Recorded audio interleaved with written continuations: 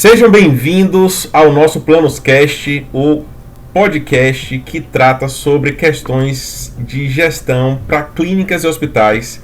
E hoje nós estamos com um convidado especial, o Edilson Farias. Tá?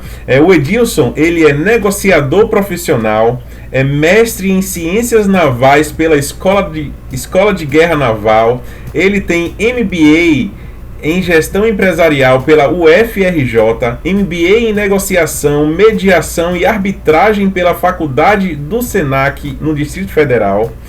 Ele é sócio-diretor do Clube de Negociadores, palestrante, mentor, consultor, docente pesquisador nas áreas de negociação, liderança, gestão de conflitos e gestão de pessoas.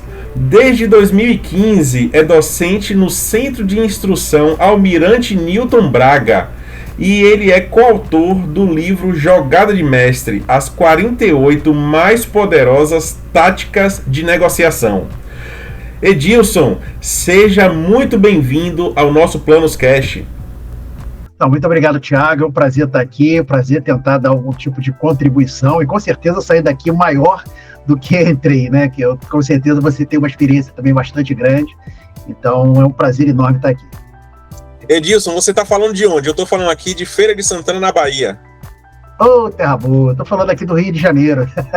Ah, maravilha, maravilha. O Clube de Negociadores, ele tem uns grupos, umas comunidades, né, no WhatsApp, e já há algum tempo eu sigo eles e sempre tem ali umas discussões interessantes, são feitas umas enquetes. Não é isso, Edilson? É verdade, é um meio de comunicação que a gente tem com todo o pessoal que procurou em algum momento qualquer contato com a área de negociação, e nós efetivamente somos um hub dessa área, então tudo que você quiser encontrar sobre negociação, você consegue encontrar no Clube de Negociadores. E aí o pessoal vai acabando se aproximando e à medida que a gente vai criando esses grupos, nós vamos promovendo algumas atividades para trazer interação em todos eles e sempre somar alguma coisa.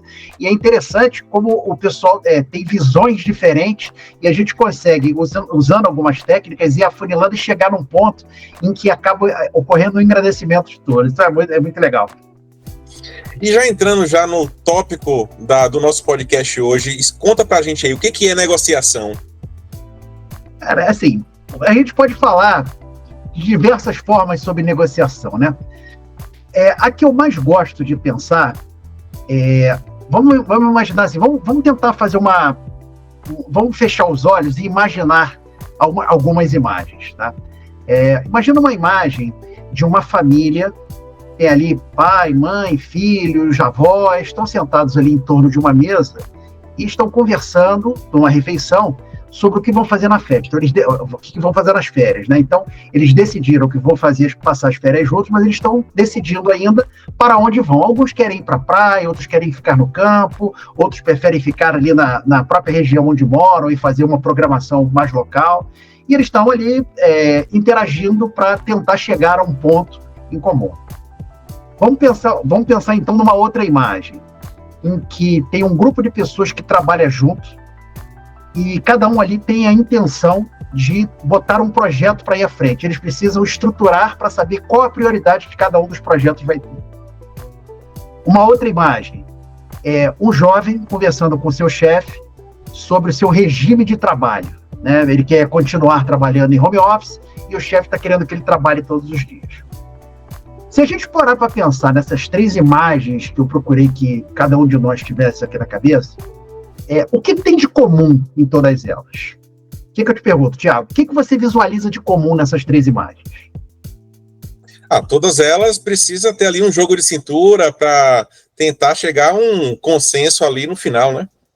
Isso, perfeito. Então as pessoas estão o quê? Estão interagindo, então eles estão usando o quê? A sua habilidade de comunicação para fazer com que aquilo que é o seu interesse, que é aquele seu desejo, seja cumprido, não é isso? Então, quando a gente vai para uma definição de negociação, que definição seria essa?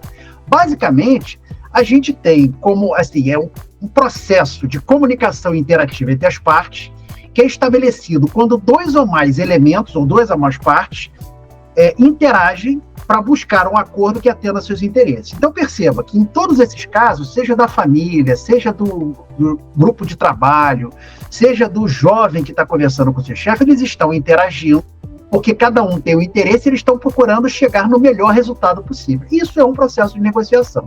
E eu gosto muito, quando eu falo assim, sobre negociação propriamente dita, de trazer uma parábola, né? E o que é essa parábola? Você imagina um beduíno andando junto com uma outra pessoa, ele é um negociador, um mercador, né? E ele está andando no meio do deserto e ele encontra uma aldeia. E aí, quando ele encontra essa aldeia, ele vê 3 jovens que estão discutindo assim, de uma forma bem assodada, e ele procura entender o que está acontecendo. Ele já é mais idoso, já viu outras situações, se interessa e vai saber o que é. E aí, conversando com os jovens, ele descobre o que está acontecendo. Esses jovens são 3 irmãos, e esses irmãos, eles tinham um pai, e o pai tinha um único desejo na vida, que o dia que ele deixasse de existir, todo o patrimônio que ele tinha fosse dividido de uma determinada forma entre essas pessoas, entre esses filhos, né? Ele não tinha esposa. Então, como é que ele queria que esse patrimônio fosse dividido? Metade do patrimônio para o filho mais velho, 1/3 do patrimônio para o filho do meio e 1/9 do patrimônio do filho mais novo. E aí um dia ele faleceu. E os filhos se juntaram e falaram, vamos atender à vontade do nosso pai. Quando eles apuraram qual era o patrimônio que o pai tinha, eram 35 camelos. E aí começou um problema. Porque 35 dividido por 2 dá 17,5. 35 dividido por 3 dá 11, alguma coisa. 35 dividido por 9 dá 3, alguma coisa. Então eles estavam se digladiando entre si, porque eles queriam chegar na melhor solução que atendesse o desejo do pai, mas eles não estavam conseguindo fazer isso. Bom, o que esse mercador fez, né? Ele chegou e virou para falar, olha, eu vou tentar ajudar vocês a resolver isso. Eu vou doar o meu camelo para vocês. Na verdade, eu vou doar para o pai de vocês, e aí com isso, o camelo fica para vocês. E aí o jovem que estava com esse mercador, né, que eram 2 que estavam andando juntos, falou, não, você vai pegar o único camelo que nós temos. Ele falou, não, fica calmo, eu sei o que eu estou fazendo. E ele doou. No momento que ele doou, o espólio do pai passaram a ser 36 camelos. Ele falou, agora vocês dividam. 36 dividido por 2 são 18. É mais do que os 17,5. 36 dividido por 3 é 12. É mais do que os 11 ponto alguma coisa. 36 dividido por 9 é 4. É mais que o 3 ponto alguma coisa. Só que 18 mais 12 são 30. Com 4, 34. Sobram 2 camelos. Ele falou, bom, como eu consegui resolver o problema de vocês, o que eu pediria? Que vocês me devolvessem o camelo que eu tinha dado e o camelo que ficou sobrando vocês me pagassem pelo trabalho. Então, o grande trabalho do negociador, uma pessoa que negocia profissionalmente, é sempre estar em busca do 36º camelo. Porque mesmo em situações que são muito difíceis, é sempre possível você encontrar uma solução criativa que atenda ao interesse de todas as partes e ainda assim você seja remunerado por isso. E quando a gente está nesse contexto de clínica, nesse contexto hospitalar, a negociação ela está presente em praticamente todos os dias da operação. Então você tem ali a negociação da gestão com a equipe de farmácia, com a equipe da enfermagem, com a equipe médica, com os pacientes e familiares. Então é o tempo todo que você precisa fazer tanto concessões, né? Você precisa ceder e às vezes você precisa também conseguir convencer aquelas pessoas que você precisa de alguma coisa deles, né? Então realmente é um tema muito pertinente para a gente trabalhar aqui hoje. Me fala uma coisa, como a habilidade de negociação ela é fundamental para a gestão de clínicas e hospitais? Eu acho até que já dei uma pincelada aqui, né? Mas você fica à vontade para complementar. Considerando a complexidade das relações com pacientes, convênios e demais partes interessadas. Assim, vamos dar um passo atrás para você entender o que levou a gente a criar o clube. E aí a gente conecta diretamente nisso que você está dizendo. Um dia um grupo de pessoas que trabalhavam já com negociação, eles resolveram se reunir porque eles tinham um ponto em comum. Eles observavam que as pessoas, em geral, tinham uma visão muito pequena da importância dos relacionamentos para atingir os seus objetivos. percebiam também que as pessoas tinham uma dificuldade muito grande para lidar com as suas emoções e isso levava eles a perderem muitas oportunidades. E eles normalmente ficavam muito frustrados com os resultados das negociações que eles se envolviam. E aí tem um dado interessante, que um autor, eu não me recordo aqui o nome dele, mas ele comenta na sua obra que 85% de todo o dinheiro que a gente vai ter na nossa vida, ele decorre das relações, das micro-relações que a gente tem no dia a dia. Então, o que a gente procurou fazer? Nós criamos uma empresa, as pessoas se reuniram efetivamente para revolucionar o que seria o ensino da negociação, fazendo uma coisa que nenhum outro faz, que é o quê? Utilizar o desenvolvimento de habilidades comportamentais e associar essas habilidades comportamentais, que são as que vão levar aos relacionamentos, associando a elas habilidades técnicas de negociar. Por quê? O que a gente quer? Na verdade, o que nós buscamos é fazer com que os comportamentos e a falta de habilidade não sejam obstáculos para as pessoas atingirem os seus objetivos de vida. Tá? Então, você veja que isso para a gente sempre foi muito claro, né? A importância do relacionamento, a importância de você desenvolver um conjunto de habilidades que, juntamente com as habilidades técnicas, levem a bons resultados. Isso tem tudo a ver com a pergunta que você fez. Por quê? Se eu tivesse que reduzir a sua pergunta, eu ia falar como a gestão dos hospitais, qual é o desafio que você tem na gestão de hospitais e clínicas frente à complexidade das relações? Sejam elas em relação ao público externo, sejam elas em relação ao público interno, ou seja, você tem as relações que você estabelece com a equipe que está trabalhando intramuros, certo? Que são médicos, enfermeiros, como você falou, farmácia e tudo mais, e também a relação com pacientes, com fornecedores e tudo mais. Então, como é que eu gosto de tratar isso? Primeiro, a gente precisa entender como é que funciona um processo de negociação. Então, vamos pegar um personagem que ele tem ali um conjunto de interesses. Esses interesses podem ser pessoais, eu quero comprar alguma coisa, eu quero adquirir alguma coisa, eu quero me juntar a alguém. Podem ser interesses institucionais, como a gente está falando aqui, efetivamente, num hospital, numa clínica. Pode ser o interesse de um grupo. E ele está caminhando para atingir esse propósito, atingir esses interesses que ele tem. Porém, no meio do caminho, ele começa a ter dificuldades, problemas. E quando a esses problemas é agregada tensão, ele tem conflitos. E esses problemas mais tensão vêm de onde? Normalmente de outros atores. Então, o que ele precisa fazer? Ele precisa acessar a esses outros atores para tentar solucionar o problema e, a partir daí, continuar na sua caminhada para atingir os seus interesses. Como é que ele pode fazer isso? Ele pode fazer isso simplesmente fazendo um pedido. Então, vamos imaginar aqui, o que eu tenho como interesse? Tirar xerox dos documentos. Tem uma fila de pessoas para tirar xerox. E aí eu posso chegar na primeira pessoa que está na fila falando, eu posso entrar na sua frente para tirar xerox? Posso simplesmente fazer esse pedido. A resposta pode ser sim ou não.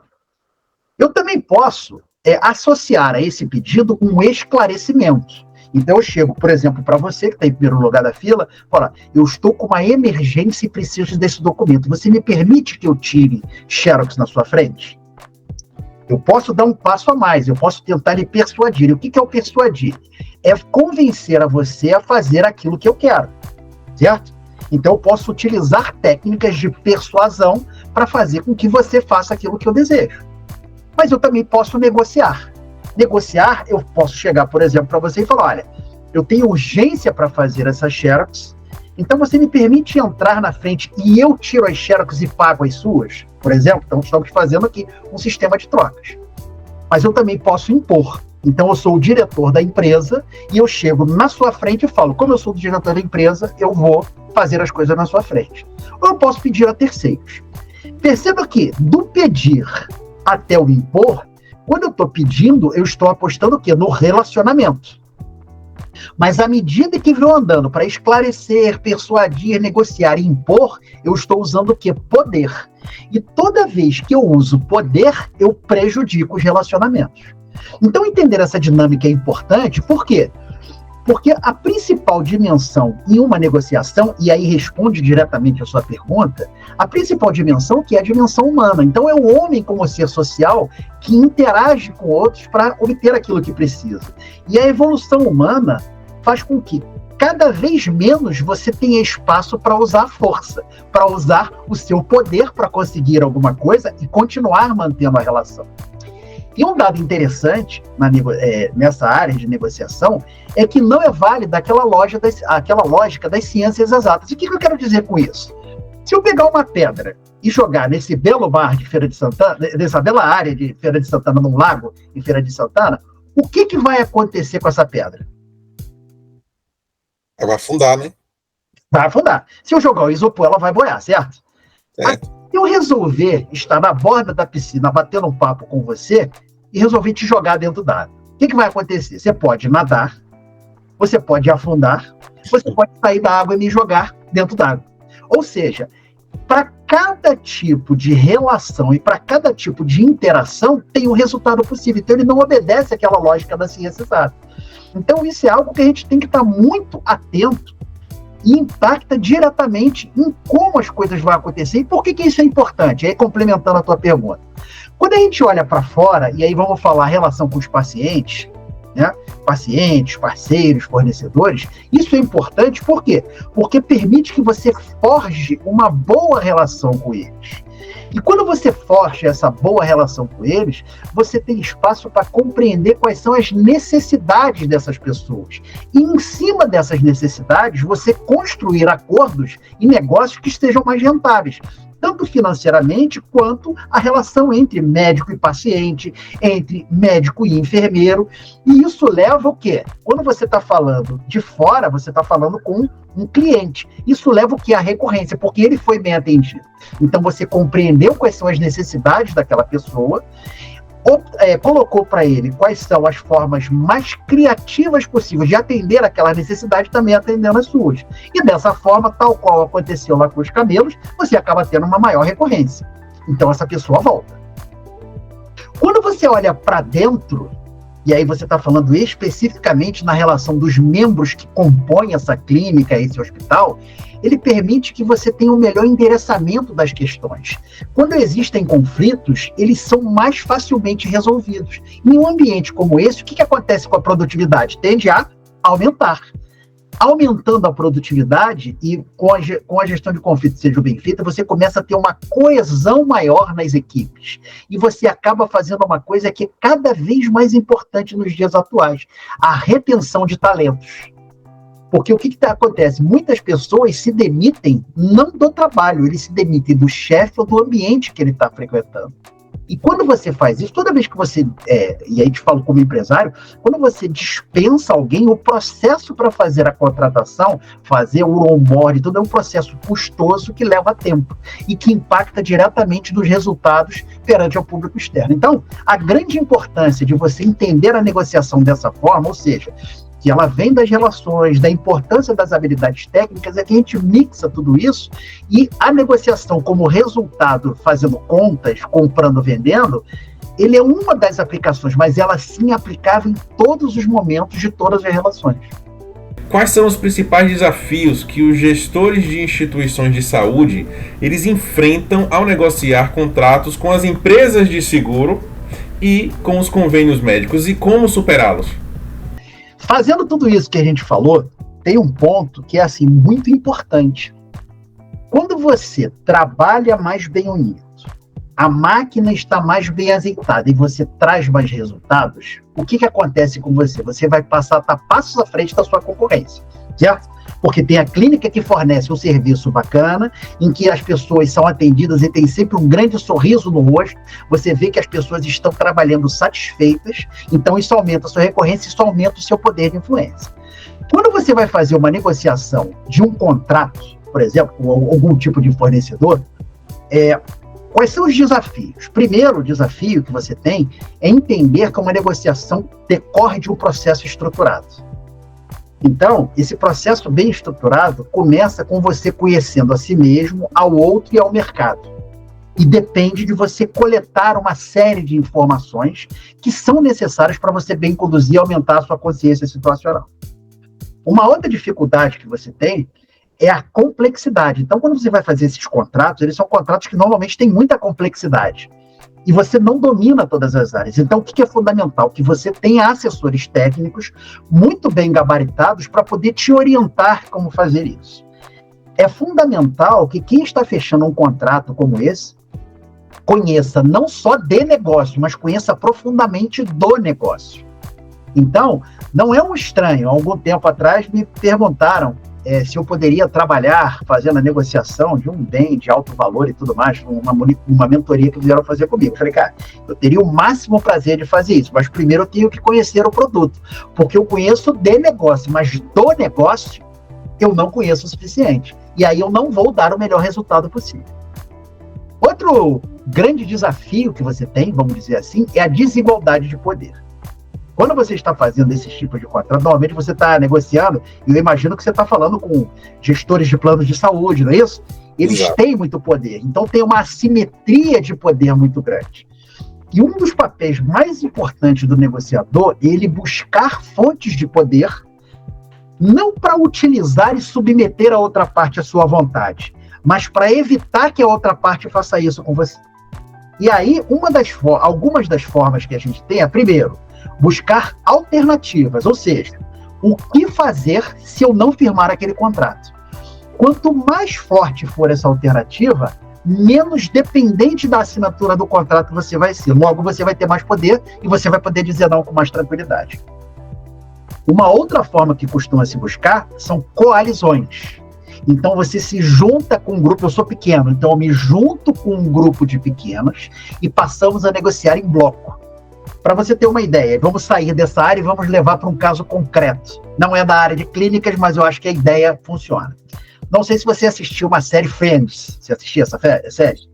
Então, na primeira temporada, então tem lá os personagens dele. Na primeira temporada de Friends, cada ator recebia em torno de $25 mil de cachê. Na primeira temporada.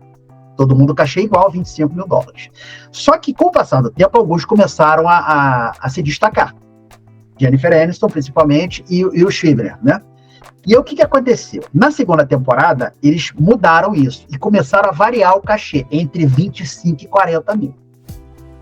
O Schindler, que era o mais bem remunerado, o que ele percebeu? E aí, a visão que ele teve.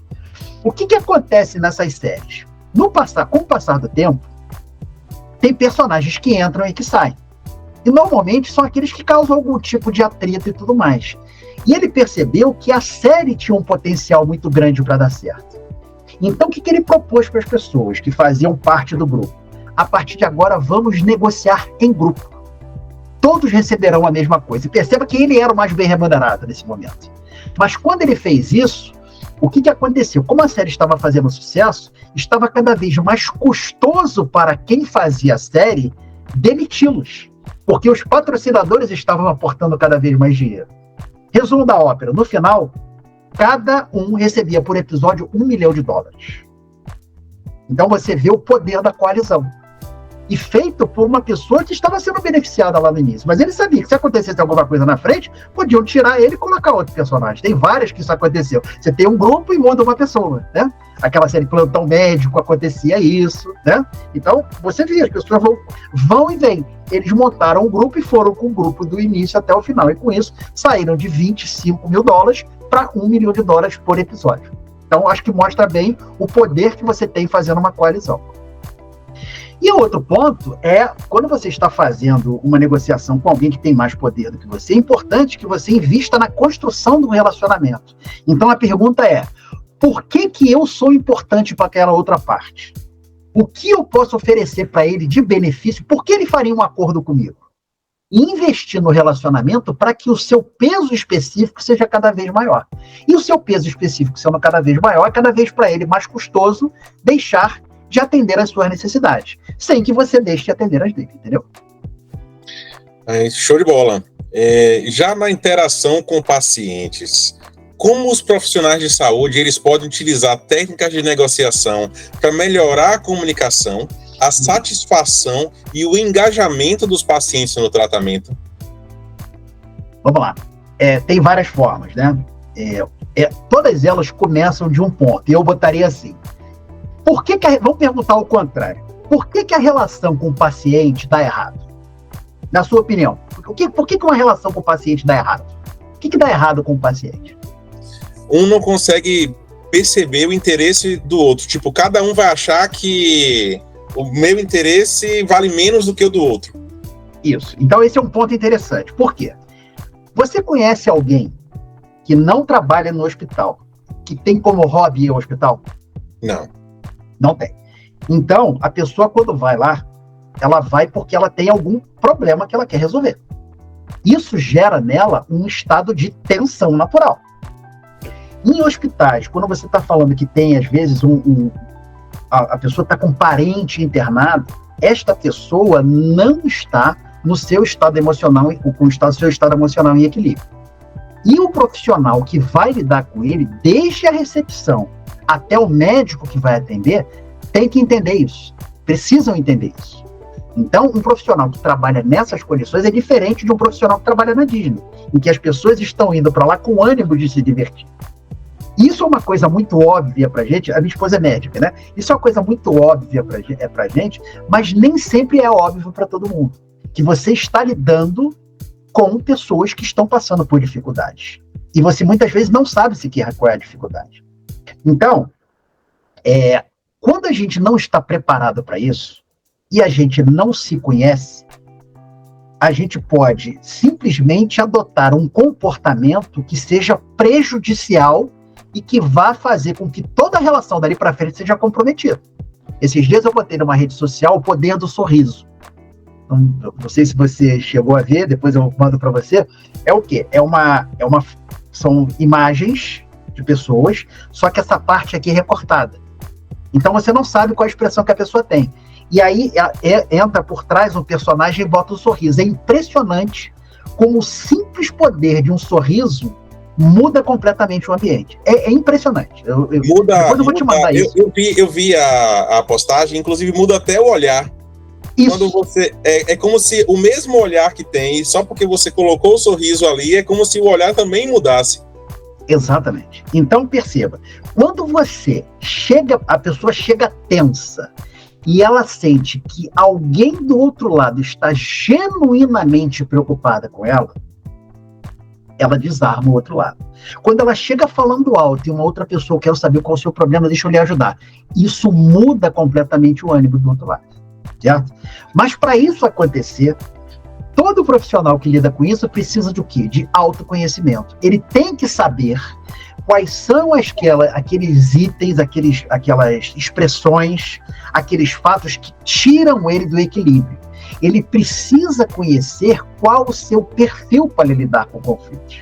E é por isso que quando a gente vai trabalhar no clube de negociadores, qualquer que seja o produto que você adquira com a gente, o primeiro passo é o autoconhecimento. E para isso a gente usa um teste chamado Style Matters. É um teste americano, que ele tem validação científica, nós somos representantes exclusivos dele no Brasil e representamos também todos os países de língua portuguesa.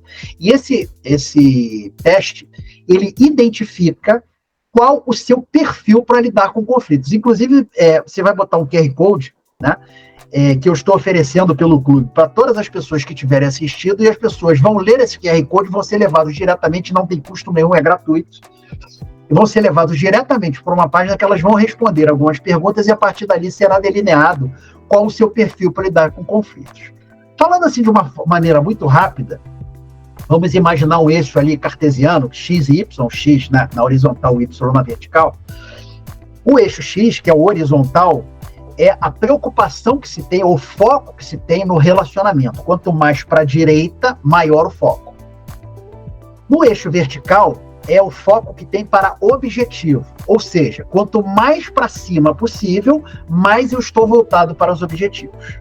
Então, se eu tenho uma pessoa que tem um alto foco nos objetivos e um baixo foco no relacionamento, ou seja, nesse plano cartesiano, ele está no canto superior esquerdo, ele tem um perfil chamado competitivo. Se, ao contrário, ele tem baixo foco nos objetivos, mas alto foco no relacionamento, ele tem um perfil chamado prestativo. Se ele tem baixo foco em ambos, é o perfil evasivo. É aquela pessoa que, diante de um problema, o que ela faz? Ela não decide. Ela simplesmente sai do problema. Se você tenta maximizar ambos, ou seja, alto foco nos objetivos e alto foco no relacionamento, você tem um perfil chamado colaborativo. E o meio termo é chamado de conciliador. Todos esses perfis, eles têm lados positivos e lados negativos.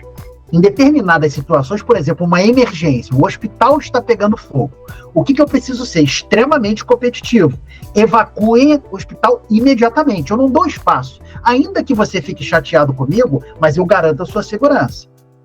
Em uma outra situação, em que, por exemplo, eu fiz um orçamento errado, eu estou fazendo uma venda, eu fiz um orçamento errado, o impacto é pequeno, e eu já mandei esse orçamento para o meu cliente, eu percebo que esse orçamento está errado, eu posso abrir mão do objetivo, aviso para ele, olha só, eu fiz o orçamento, ele está equivocado, ele está com valor inferior ao que eu posso praticar, mas como eu já te mandei, para este seu pedido eu vou manter esse preço, ou seja, eu abro mão de objetivo, mas aponto para o relacionamento. Então, cada um deles tem lados positivos e lados negativos. O que todos nós temos um que é prevalente, ou seja, aquele que eu vou no automático, e tem um que é recessivo, ou seja, que é aquele que raramente eu vou utilizar. E qual é o grande salto que a gente ensina no clube? A você trafegar por esses perfis, todos esses comportamentos, de acordo com 2 parâmetros. A pessoa com quem você está lidando e a situação que você está vivenciando. Então, eu posso ter um perfil colaborativo, mas em uma determinada situação, com determinada pessoa, eu preciso ser competitivo. Eu posso ser competitivo, mas em determinada situação não vale o esforço, então eu vou ser evasivo. Imagine que nós estamos discutindo um contrato e você começa a se ater a uma coisa que eu visualizo que lá na frente vai ser resolvido sem esse desgaste. O que eu vou propor para você? Falei, vamos separar essa questão, ela é muito importante e a gente trata dela um pouquinho mais à frente, vamos avançar porque a gente já volta nela. O que eu estou sendo? Evasivo. Então, nesta situação, eu estou sendo evasivo. Então, quando você adquire a capacidade de transitar por todos eles de acordo com esses parâmetros, você adquire um poder muito grande para influenciar nos resultados das negociações. Entendeu? Tem um outro ponto que, então, dentro daquela pergunta, né? Que por que a gente se perguntar, né? Por que essas relações, então, dão errado? Justamente porque a gente não domina. Primeiro, a gente não se conhece e a gente não domina um conjunto de soft skills que é muito importante. Eu vou falar algumas delas aqui. Primeiro, audição ativa. O que é audição ativa? É você entregar voluntariamente a sua atenção para compreender o que o outro está falando, no sentido que ele está falando, e compreender também o que ele não está falando. Isso envolve o que ele deixou de falar por alguma razão, a expressão corporal dele. Então, se você tivesse em um palco, é como você botasse o foco totalmente do outro lado. Por que isso é difícil? Porque na maior parte das vezes, nós estamos, ao ouvir alguém falar, nós estamos procurando formas de questionar ou de validar aquilo que está sendo feito. Ou seja, eu fico com conversas internas dentro de mim. E o silenciar essas conversas é muito difícil.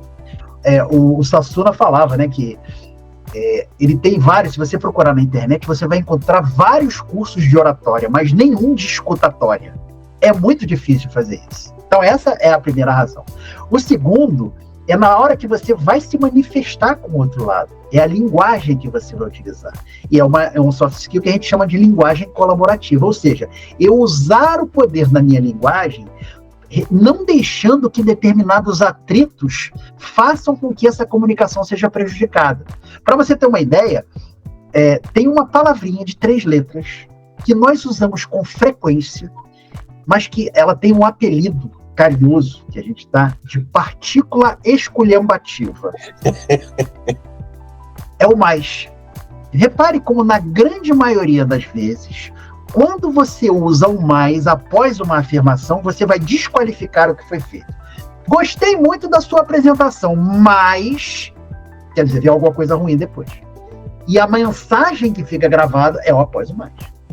Então, simplesmente você não utilizar essa palavra, você já quebra um monte de objeções que tem do outro lado.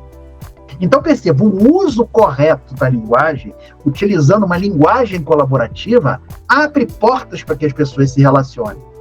Usar assim, não, tudo bem. Por que a gente falou não no início? Se é tudo bem, é tudo bem. O negativo bota as pessoas na defensiva. Então, é um conjunto de técnicas que a gente tem, que vai ensinando, não é fácil, porque tem muitos que são vícios nossos, né? Quantas vezes a gente já falou isso, né? Não, tudo bem. Pô, se é não, certo?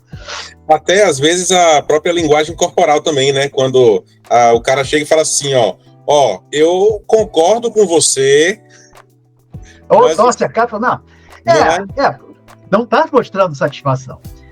Tem uma outra soft skill, uma outra dificuldade que a gente tem, na verdade não é uma soft skill, que é a dificuldade de entender os próprios interesses. Você sabe que teve um conflito muito grande do grupo Pão de Açúcar com o grupo Cassino, né? Há algum tempo atrás, nos anos 2000, segunda década ali dos anos 2000, né? E o que aconteceu? O grupo Pão de Açúcar, ele estava procurando investidor, ele estava com problemas, precisando de recursos, e ele encontrou um investidor francês, que era o grupo Cassino, que tinha o Nauri, que era o representante do grupo Cassino. E ele assinou determinadas condições, e em determinado momento o grupo Cassino passaria o controle efetivamente o grupo Pão de Açúcar passaria o controle para o grupo Cassino. Tá? E o que aconteceu? O Abílio Diniz, que estava à frente do grupo Pão de Açúcar, ele, depois de conseguir resolver o seu problema, ele começou a tentar rever esse acordo. E a outra parte não queria fazer a revisão desse acordo. E culminou com sendo feito um acordo por baixo dos panos, com um banco aqui no Brasil, tentando fazer um acordo com o grupo Carrefour, que era concorrente do grupo Cassino na França. E o representante do grupo Cassino ficou sabendo pela mídia. Então isso maculou completamente a relação entre eles. Então viveram uma guerra entre eles, que trazia uma insatisfação muito grande para todos, uma insegurança para os funcionários. E isso durou mais de 2 anos. Se não me engano, foram 2 anos e meio. Com processos internacionais de arbitragem abertos, de lado a lado. Então era um verdadeiro caos. Até que a esposa do Abílio Diniz convenceu o Abílio Diniz a contratar um negociador para tentar negociar. E eles conheciam lá o William Ury, que é muito conhecido internacional como um grande negociador. E o William Ury botou algumas condições para aceitar. Primeiro, que ele tivesse total acesso ao Abílio Diniz. Tá? E aí o Abílio Diniz hospedou ele na casa dele, primeiro em São Paulo e depois na Praia da Baleia, também no litoral paulista. E o William Ury conta no seu livro que a abordagem que ele fez, a grande dificuldade que ele teve foi para fazer com que o Abílio Diniz identificasse seu próprio interesse. Porque quando ele perguntava, o que você quer? Eu quero que minhas ações sejam tanto, eu quero ter tal escritório, eu quero ficar na posse de tudo, eu quero todos bem materiais. E o William Ury falava para ele, cara, você é uma pessoa já próspera, você não precisa de tudo isso. O que falta na sua vida? E depois de muita reflexão, o Abílio Diniz falou, eu quero ter liberdade para fazer o meu negócio. Eu quero ter liberdade. Quando ele conseguiu entender qual era a sua necessidade, você sabe quanto tempo o acordo foi fechado? Já se arrastava por 2 anos e meio. 5 dias. O acordo tem 7 páginas e meia dúzia de itens. Basicamente, ele trocava as suas ações, tinha liberdade para fazer outros negócios, resolvido o problema. Ele era presidente do conselho administrativo, passou a presidente do conselho, acabou o problema. Então perceba que uma das grandes dificuldades que as pessoas têm na negociação é identificar quais são os próprios interesses. E foi isso que o William Ury fez. Isso é um ponto interessante. O outro é que considerar os interesses das outras partes envolvidas. E aí tem um relato interessante, isso aconteceu até aqui com a gente, né? Um hospital que tinha uma série de demandas e tinha uma demanda específica que ele não conseguia suprir. E não tinha como fazer contratação fora, porque as pessoas não se interessavam pelo salário que estava sendo pago, mas a demanda existia efetivamente. E quando me trouxeram isso, eu falei, olha, você deve primeiro procurar quais são as entidades, de preferência públicas, porque de público para público é mais fácil, que podem resolver esse seu problema. E aí buscou-se e chegou-se à conclusão lá de um determinado hospital que podia fazer isso. Eu falei, bom, o segundo ponto não é você abordar, porque já tinha sido abordada essa mesma entidade no passado, para tentar fazer um convênio para resolver o problema desse hospital. E a resposta foi não. Eu falei, mas é claro que a resposta vai ser não. A abordagem que você precisa fazer dele é diferente. Você precisa identificar quais são as carências que ele tem. Identificando as carências que ele tem, você vai ver quantas dessas carências você consegue resolver no seu hospital. E aí a sua abordagem vai ser para resolver o problema dele. Porque perceba, imagina a sua empresa, tá? Você tem lá uma empresa e você tem uma série de atividades que vão fazer. Aí eu abordo você para te gerar mais um trabalho. A sua propensão para mim é dizer sim ou não? Não, certo? Porque vai te gerar mais trabalho. Agora, se você tem um problema, eu estou me propondo a resolver esse problema, e em troca, você faz algo para mim, a sua propensão não passa a ser maior? Então, quando você desconsidera o interesse das outras partes, você se afasta de uma solução que seja mutuamente benéfica, porque isso é que é negociar. É você criar acordos que sejam mutuamente benéficos. Então essas são assim, numa passada de tinta rápida, são as grandes dificuldades que a gente visualiza. Maravilha. Edilson, me conta aqui, como a negociação ela pode ser uma ferramenta eficaz na resolução de conflitos entre médicos, enfermeiros e os outros profissionais de saúde em um ambiente hospitalar? A lógica é a mesma que a gente comentou antes. Você começar a entender quais são os interesses das pessoas envolvidas, porque, na verdade, o que é uma empresa? Qualquer que seja ela. É um agrupamento de pessoas que se propõem a resolver um problema, certo? Então, naturalmente, existe uma interdependência entre as atividades para que o resultado seja bom. Se você tem uma empresa que só tem, as pessoas estão se dedicando 50%, ela está entregando 50%. Então, o que você precisa? Tirar todos esses atritos. Então, as pessoas precisam, efetivamente, estar dispostas a empregar essas coisas todas que a gente falou. Todas essas soft skills, como audição ativa, entender na perspectiva do outro, qual é a dificuldade que o outro tem. Às vezes, tem muitas suposições. Hoje eu estava no meu trabalho, e aí era interessante porque a gente estava falando numa atividade que eu faço, e tem os alunos com os computadores e tudo mais. E aí a gente estava querendo modernizar tudo isso. Eu comentei o seguinte, olha, quando a gente olha uma sala como a gente tem aqui, e você olha um desenho do que era uma sala de Sócrates, que ele ensinava filosofia para as pessoas, não tem diferença. É a mesma coisa, o professor num lugar mais alto, os alunos sentados. Claro, agora a cadeira é mais moderna, agora tem o computador, mas a lógica é a mesma. E a gente precisa modificar isso. E aí a pessoa, não, porque o computador, não, porque pegar o computador. Eu falei, gente, mas quem é que disse que o aluno precisa de um computador? Quem foi que disse isso pra gente? Porque a gente está partindo do pressuposto que entregar para o aluno um computador é um ativo importante para ele assistir a aula, mas talvez não seja. Talvez seja um meio de distração. E hoje a gente luta com o quê? Quando você entra numa rede social qualquer, é a briga pela sua atenção. Então, quanto menos coisas você tiver distraindo o aluno, melhor. E a mesa é pequena, então o computador, o que acontece na maior parte das vezes? Quando a gente está falando, o aluno pega e vira a tela do computador e fica olhando para a gente. E ele não consegue fazer anotação. Eu falei, então vamos fazer uma experiência, vamos pegar uma sala, vamos distribuir as pessoas em forma assim, oval, que o professor possa rodar ali no meio de todo mundo, e não bota o computador. Tem lá um lugar, se ele quiser, ele pega o laptop dele e pluga lá. E vamos fazer essa experiência. Mas perceba, porque nós consideramos, porque é bacana mostrar, chega lá, o aluno chega e tem o computador dele, mas quem disse que isso é uma necessidade dele? Se esses computadores estivessem reunidos em um outro local, para ele poder acessar a internet do que não fosse na sala de aula, resolvia o problema?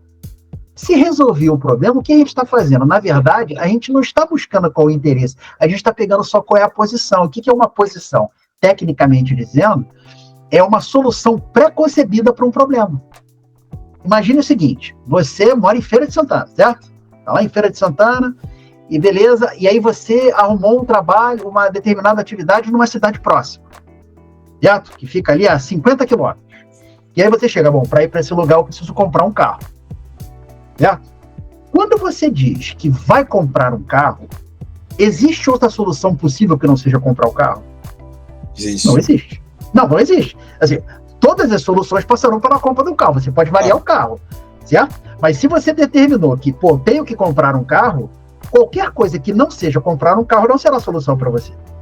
Ou seja, você partiu de um pressuposto que apenas a compra de um carro resolve o problema. Agora, se o seu pressuposto fosse, se o seu problema a trabalhar fosse, eu preciso me deslocar X vezes na semana para uma cidade que fica a 50 quilômetros. Eu preciso fazer esse deslocamento com rapidez e segurança. O que eu posso fazer? Perceba que comprar um carro é uma opção. É uma. Mas eu posso alugar um carro, eu posso ver outras pessoas que vão para lá e dividir com ele o combustível, eu posso pegar um Uber, eu posso comprar uma moto, eu posso juntar esses dias, ir para um dia na semana, passar 2 lá e depois voltar para atender. Então, olha que tem um monte de outras soluções que são possíveis. Então, às vezes, a gente tem uma dificuldade grande, porque ao invés de a gente olhar para o interesse, de fato, a gente olha para a posição. E quando você pressupõe que o interesse de outra pessoa é aquele, você às vezes arruma um atrito desnecessário. Então, por isso que a audição ativa é importante. E eu vou te perguntar, Tiago, o que você precisa para trabalhar bem? Qual é a dificuldade que você está tendo aqui? Às vezes você vai perceber que o enfermeiro tem um problema de deslocar o paciente de uma posição para fazer um exame, por exemplo. Ele está em um hospital vertical, a internação fica no 12º andar e ele tem que levar o cara para fazer um exame de ultrassom no 2º andar. Aí demora, o médico lá está reclamando porque o enfermeiro não veio, o padioleiro não veio trazendo e tudo mais, e no final você descobre que a culpa não é do enfermeiro, não é do padioleiro, é porque o elevador não dá fluxo suficiente. E aí você chega a uma conclusão: será que eu preciso deslocar ele até lá? Se eu tivesse um equipamento portátil que ficasse lá em cima para atender todo mundo, eu não resolveria o problema? Mas você precisa ouvir as pessoas.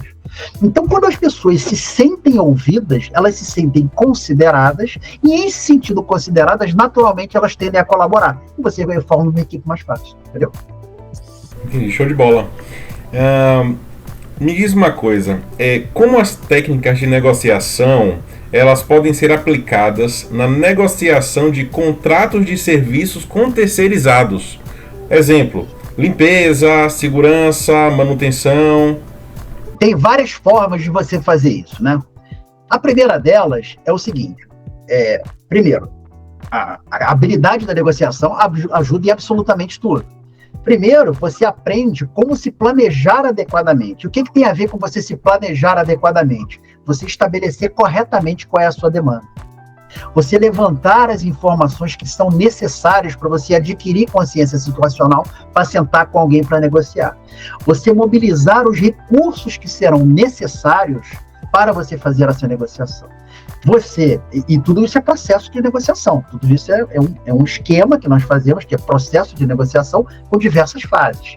É eu buscar se essas empresas eu já tenho, ou se, por exemplo, às vezes você tem uma rede de hospitais.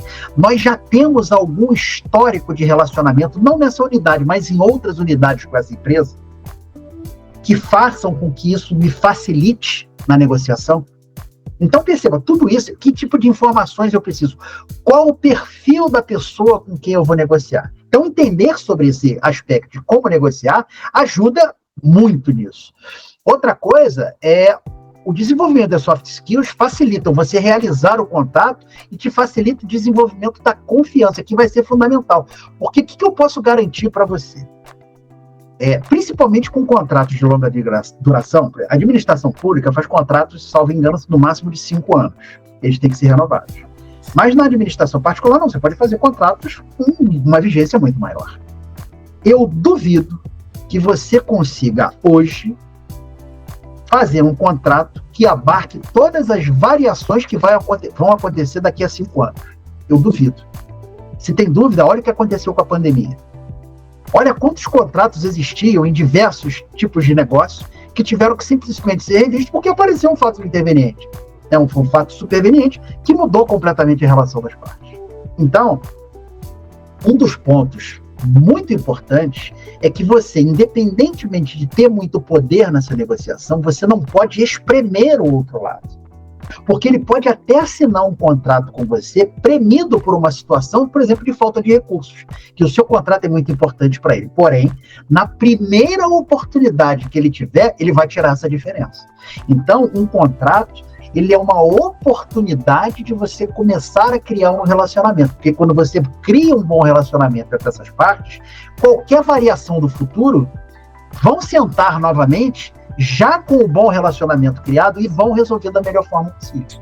Entendeu? Então, isso é muito, mas muito importante. Tá? E, por fim, a gente tem um exemplo, né? A gente fala sempre, eu vou firmar um contrato. Então, por exemplo, gerente do contrato, né? Eu falo muito isso. Eu tenho que fazer um contrato com a firma XYZ. Então, a gente se vê muito naquela situação. Eu tenho que buscar para fazer o contrato. Né? A gente se vê muito nessa situação. Então, eu sou o propulsor desse contrato. Né? Só que às vezes isso não acontece. Às vezes você é gestor de um contrato, você está trabalhando tranquilamente. Isso aconteceu, tá? O cara estava trabalhando, chegou um dia para trabalhar, ele é gerente de um determinado contrato, mas ele tem outras atividades. Ele está trabalhando e toca o telefone dele. Tocou o telefone, ele pegou o telefone, atendeu, falou, não, é o fulano de tal? Pois quem está dizendo aqui é Cicrano. Eu sou da firma que faz limpeza na sua empresa. Poxa, eu estava querendo sentar para conversar sobre o contrato com você. Pô, a gente está com algumas dificuldades, eu queria sentar para conversar sobre... pode dizer o que vai ser? Não, a gente pode marcar uma reunião? Não, já marcou a reunião para determinado momento. O que a gente faz numa hora como essa? Então, eu não procurei esse negócio. Esse negócio veio até mim. Então, o que eu vou fazer? Eu vou pegar o contrato e vou estudar o contrato. E vou para a reunião para quê? Para ouvir o que ele tem para me dizer. E aí, quando eu estudo o contrato, eu vejo que esse contrato está para vencer daqui a 3 meses, por exemplo. Tá? Aí, ok. Aí ele chegou e falou, não, porque está com desequilíbrio econômico-financeiro aqui, ou teve um aumento muito grande, não estava previsto, eu estava querendo pedir um reajuste aqui. E vamos dizer que ele pagava lá, em números redondos, né? Você pagava por esse contrato R$2.000 por mês, e o cara estava pedindo uma revisão de contrato para R$2.500. Aí, ok, então vou dar uma estudada, você não precisa responder na hora, vou dar uma estudada nisso. Aí o que você vai? Você vai e faz uma pesquisa no mercado. E você percebe que aquele serviço está sendo contratado por R$3.000, R$3.500. E aí o que você faz? Pô, uma oportunidade. Então, ok, chama de volta. Olha, eu vi que nosso contrato vai vencer daqui a 3, 4 meses. O que eu queria te propor? Eu aceito que a gente passe de 2.000 para 2.500, por exemplo. Mas vamos fazer uma extensão desse contrato, já vamos renovar ele por mais 12 meses? O que eu estou fazendo? Eu vou passar 3 meses pagando R$500 a mais, certo? De 2.000 para 2.500. Porém, eu vou passar 9 meses pagando 1.000 a menos. Então, o saldo acabou sendo positivo. Então, perceba, eu não procurei a negociação, mas eu tenho que conhecer. Eu não procurei essa negociação, mas ainda assim eu consegui extrair alguma coisa positiva, que atendeu a necessidade dele e a minha evitou uma despesa futura. Então, dominando técnica de negociação, você é capaz de fazer algo assim. Rapaz, enquanto você falava, eu estava aqui pensando, né? Por que essa matéria não é matéria obrigatória em todo lugar? Tipo, desde o ensino médio até o ensino superior. Super pertinente, tudo que você está falando assim é o dia a dia de todo empresário, é o dia a dia de todo médico que lida ali com equipes, né, que tem clínica ou que não tem clínica, que às vezes ele é apenas um prestador, mas mesmo assim ele ali precisa o tempo todo negociar, às vezes ali no centro cirúrgico, no setor em que ele executa os exames, né, onde ele atende ali junto aos recepcionistas. Olha só, eu vou te dar um dado interessante então. A gente tem empresa, e eu também trabalho numa instituição.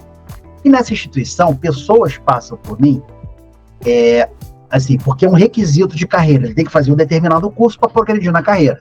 Então, a minha cadeira de negociação é obrigatória. E a cadeira de negociação, começou na escola de Harvard lá, começou a ser sistematizada na escola de Harvard, mas na escola de direito. Só que a área de concentração, de fato, da negociação não é o direito, é a administração. Por que eu estou te falando isso? Na empresa, se você sente uma necessidade de aprender técnicas de negociação, eu sou uma procura natural. Então você vai para lá porque você quer aprender negociação. Mas nessa outra entidade, que eu ministro cursos e tudo mais, as pessoas vão lá por uma exigência de carreira. Então talvez eles não procurassem. Uma das frases, palavras mais comuns que a gente vê após o curso. Tinha que ter aprendido antes na minha vida. Isso tinha que ter aprendido lá atrás. Porque as pessoas começam a perceber que isso influencia diretamente até nas relações que ele tem dentro da própria casa. Nas relações com a família, na relação com os amigos. Vamos dizer, por exemplo, conheci uma pessoa, tá? Conheci uma namorada. E aí, tenho interesse de levar esse relacionamento. E aí, vamos marcar para sair à noite. Vamos. Ok. Eu quero ir numa churrascaria. Ela quer ir num japonês. E a gente entra numa discussão, o japonês lá, terminamos juntos numa pizzaria. Certo? Não atendemos o interesse de nenhuma das partes. Mas se eu tivesse o domínio dessas técnicas de negociação, por exemplo, qual é o meu interesse de fato? É o alimento? Não. É a relação. Então, nesse momento, o comportamento que eu deveria ter é um comportamento o quê? Prestativo. Eu abro mão de resultado e aposto no relacionamento. Então, perceba, isso é construção, isso é negociação. Só que as pessoas não percebem isso. E eu brinco, eu não sei se você conhece aqui no Rio de Janeiro ou São Paulo. São Paulo é 25 de março. Aqui no Rio de Janeiro tem uma região chamada Saara, do centro da cidade, que são lojas populares que ficam lotadas, né? Vende de tudo. E eu falo, às vezes eu me vejo, assim, chegando num lugar como esse, naquele véspera de festas, né, véspera de Natal e tudo mais, tá fervilhando, com o megafone dizendo, pessoal, eu ensino aqui a negociação. Pouquíssimos iam parar. Porque a maior parte das pessoas encara negociação só como a arte de comprar e vender. Só que, assim, você está comprando e vendendo o tempo todo. Só que não é produto. Você está comprando e vendendo você mesmo. Você está comprando relações. Você está comprando... Perceba o seguinte, é muito comum a gente olhar nas empresas, você já trabalhou certamente em empresas, né? E a gente vê assim, um chefe lá em cima, e aí o pessoal comentando, pô, esse cara não é o melhor pessoa lá, pô, o cara é da área X, pô, esse cara não é o melhor técnico de lá. E aí começa a fazer várias elucubrações da razão do cara ter subido. Essas pessoas, na maior parte das vezes, eu não estou dizendo que todos seguem esse roteiro, mas a grande maioria é assim. Elas percebem apenas a importância da habilidade técnica.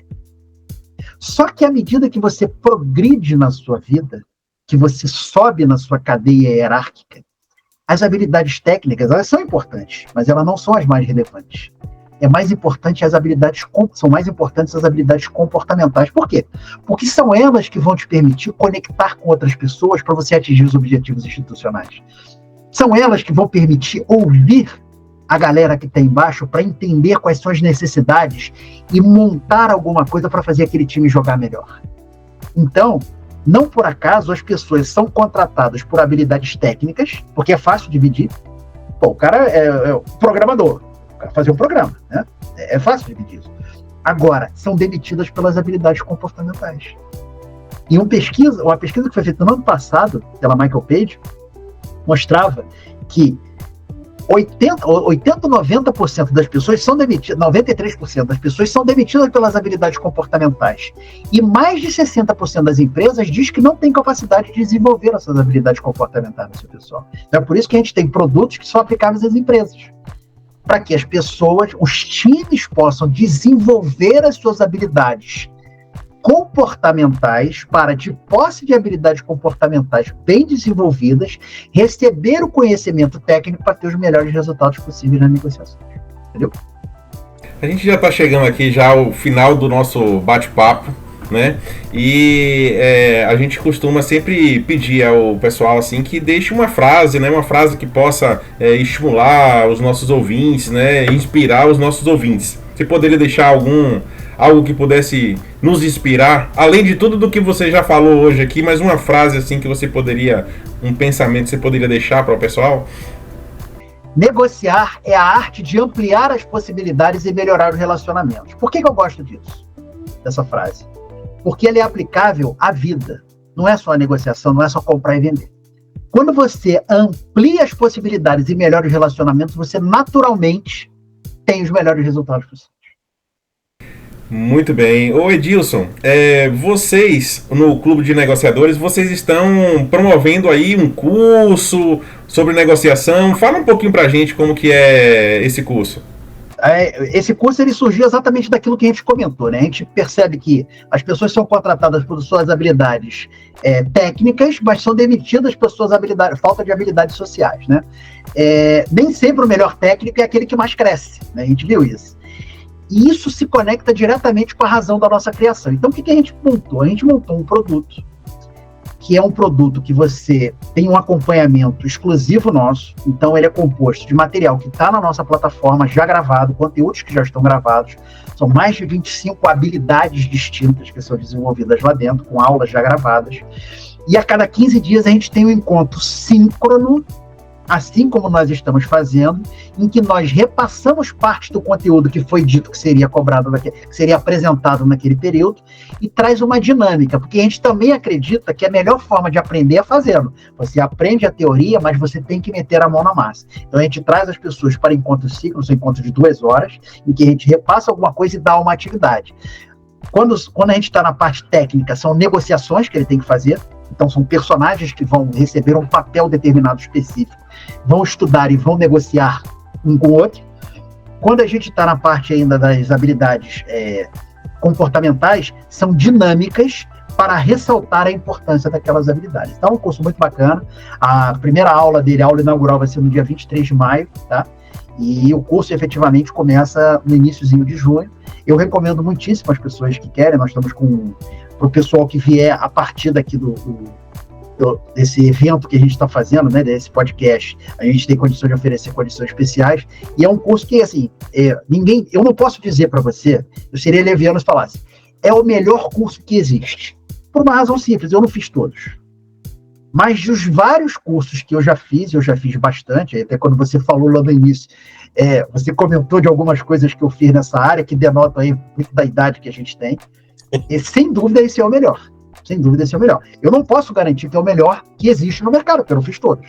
Mas, de todos os que eu vi até agora, ele realmente faz a diferença. Ele faz uma pessoa sair do zero, e ao final, se tornar um negociador de excelência. E conta com a gente carregando o pessoal pela mão por esse curso. Então, como é que o pessoal consegue te encontrar, ou então se inscrever no curso? Tem link, tem site, tem e-mail, rede social? Fala pra gente aí todos os caminhos que a gente consegue te achar. Vamos lá, para me encontrar é fácil. Edilson de Farias. Então, no Instagram, Edilson_D_Farias. Vai me encontrar com facilidade. No LinkedIn, Edilson de Farias também, que é Edilson Antunes de Farias, vai me encontrar com facilidade lá. Eu vou deixar aqui um QR Code, que é o QR Code diretamente do meu comercial. Então, quando a pessoa acessar, vai falar com a minha diretora comercial, que é a Érica. Tá? Um grande abraço para a Érica, que foi, aliás, quem nos apresentou. E se identificando que está vindo a partir desse podcast, a gente vai oferecer uma condição especial. Então, o QR Code vai estar aqui ao lado na tela. Tá? Mas será um prazer muito grande ter alunos que vieram desse podcast tão bacana. Maravilha. Edilson de Farias, muito obrigado. Fantástica nosso bate-papo, nossa conversa hoje aqui. Eu queria te agradecer imensamente, né, pelo tempo, né, que você teve aqui conosco hoje. Agradecer também ao nosso ouvinte, né, que nos acompanha, né, e deixar aí agora as últimas considerações para você se despedir. Bom, o que eu gostaria de dizer? Primeiro é agradecer, né? Agradecer a oportunidade da gente estar podendo ter essa interação aqui, esse bate-papo gostoso, a gente falar de uma coisa que eu sou realmente apaixonado, eu sou suspeito, eu mexo com negociação há mais de 30 anos, então a minha origem, eu sou oficial da reserva da Marinha, e desde muito cedo eu vi essa necessidade. E percebia que pessoas evoluíam mais fácil quando desenvolviam exatamente essas habilidades que a gente falou aqui, que é um conjunto de habilidades comportamentais. Então elas tinham mais sucesso, embora às vezes não tivessem a mesma habilidade técnica, mas elas conseguiam se conectar melhor com pessoas e ter resultados mais relevantes, e por isso elas progrediam com facilidade. E eu tive que lidar também com muitas pessoas, então a gente foi aprendendo. Então, quando a gente criou a empresa, a gente... qual era a nossa meta? Qual é a nossa meta? A pessoa pode ter várias formas de aprender. Ela pode tentar aprender sozinha. Tranquilo. Muito conteúdo você encontra na internet hoje. No passado, quando eu era lá, jovem estudante, você tinha que ir para a biblioteca, conhecer muito bem a bibliotecária para ela te indicar bons livros. Hoje a internet já permite tudo isso. Então, o conhecimento está disperso por toda a sociedade. Então, essa é uma opção para a pessoa. A pessoa pode continuar vivendo do jeito que está.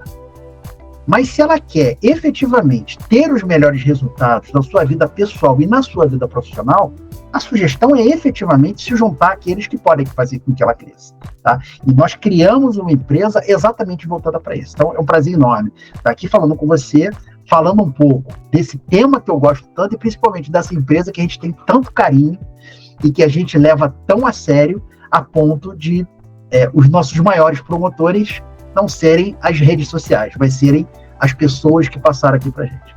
Mais uma vez, Edilson, muito obrigado.